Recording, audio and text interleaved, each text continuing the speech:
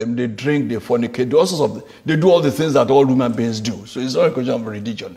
There's no question of anybody being truly a Muslim there. You know, even I knew a chief judge who was supposed to be leading Muslim prayers, who anytime he came to me in my official residence, he would put brandy or whiskey in a mug and be drinking, and they will smoke and all that. So I don't think it's religion. When they started this Sharia, how many of them are obeying the Sharia? How many of them? No, not none of their leaders.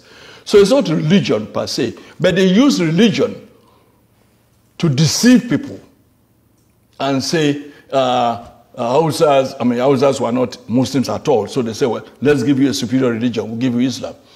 But that didn't apply to the South, because we've had Muslims in Yoruba land even before 14th century.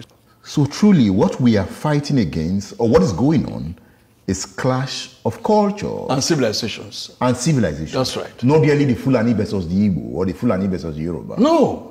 It's clash of civilizations. Yes, clash of civilizations and clash of cultures. Yes, you're right. That means we have not really integrated as a people. Never. We have never been. So the word the Nigerian people is a fallacy. Is that what you're saying? Yes. Because, again, in those days, you will say there have always been Igbo markets, Hausa markets in Enugu. There have always been sabos in Shagamu. But those sabos were occupied by Hausas. Hausas are peaceful people. We traded in Kola North. We did even the few Fulanis that came with them at that time, when you had a sabo in Shagamu or in Ibadan here, they would still look for one Fulani man and make him their Seriki. How did the Hausa accept the domineering influence of the Fulani? They were subdued. Despite their large number. Yes, they were subdued. Of course, they killed, they ruined, they extirpated their 7 kingdoms. They killed their 7 rulers and took over under the guise of religion. Another thing they used the word corruption. Oh, your people are corrupt. We are saints. Your people are corrupt. They've always used the word corruption to deceive people. But the jihad is over. How come the Hausa man is yet to claim that Hausaness again? It's just now that the efforts we are making in the South have begun to yield fruits. You will be surprised to hear that now in Hausa land, we now have Hausa Christians. Never had that before. Never. You now have Middle Belt Forum that are saying we are not Northerners, we are Middle Belters. We are not Northerners. Don't call us Northerners. Now when you see a Jukum man or you see a Lantan man and you say you are Hausa or you are Fulani, he will be angry. He may even draw his dagger. Don't call me Fulani. I'm not Fulani. I'm not Hausa.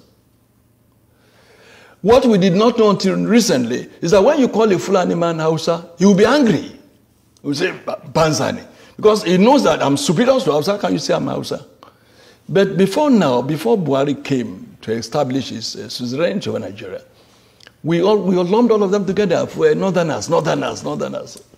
And like I wrote some 4 years ago, there's no North. There's no North that we used to know. The North is dead. There's nothing called North anymore. So there's a Fulani now standing on his own. It's standing on its own. There's no more North. If they try any war today, oh God of mercy. The kind of cohesion you had in the army, the military in 1966, will never happen again in this country, if there is a country at all. You will not find a Hausa soldier now, an Igbo soldier going to Enugu to kill a fellow Igbo. You will not even find an Igbo soldier coming to Ibadan to kill a Yoruba man, or a Yoruba soldier going to Enugu to kill an Igbo man. It will not happen again.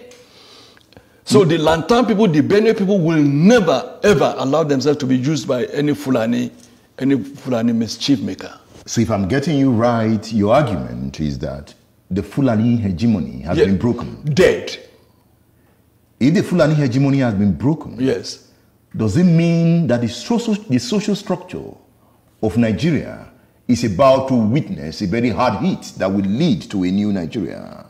Yes, for those who agree with you to the extent of the fact that there are still some people who want a Nigeria,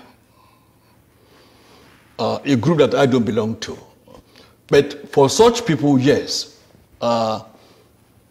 with the weakening of Fulani hegemony, there could be a Nigeria that will integrate the sober Fulanis, the town Fulanis, and still reconstruct, rebuild, and then have a Nigeria that should be.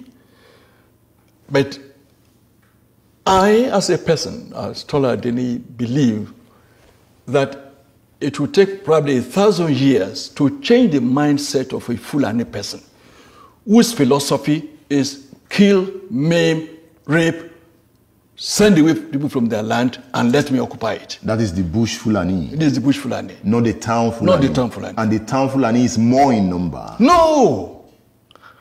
The town Fulani is less than 1%. How did you get that figure? Oh, go and find out. Let them allow a sense. What are the town Fulani? There are very few. The ones who have in Abuja. Or the few that dot spaces in Sokoto. I'm sure that you know that Sokoto, as we speak, is not a Fulani town. Is it not? No, that's a mistake we make. Zamfara is not a Fulani town. There are more Hausas in Zamfara than Fulani. There are more Hausas in Kano than Fulani. But the Fulani govern. They are in town. They are in charge. Yes, so it's their town. Yes. By subterfuge, by cunning, by crookedness, by all sorts of gimmickry. Or by integration. Not integration, by intimidation. And I said they are politically savvy. What they did to the rest of Nigeria, when they realized that the Fulani in the military, they could no longer use the military to retain power indefinitely. Since they've had power, they had access to the treasury, they say, oh yes, Edmond is from the east, or wherever, brilliant man. He may likely oppose us and contest with us and rival us. Let's make him an ambassador. Let's give him an oil block. Let's make him a billionaire. We padlock his mouth. Let's get an Abiola. Make him a billionaire. Let's get this. Let's get that.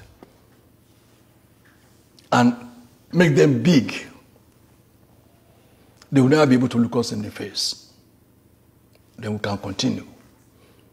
Looting the treasury, we can continue. And once when we are in control of the treasury, we are in control of everywhere.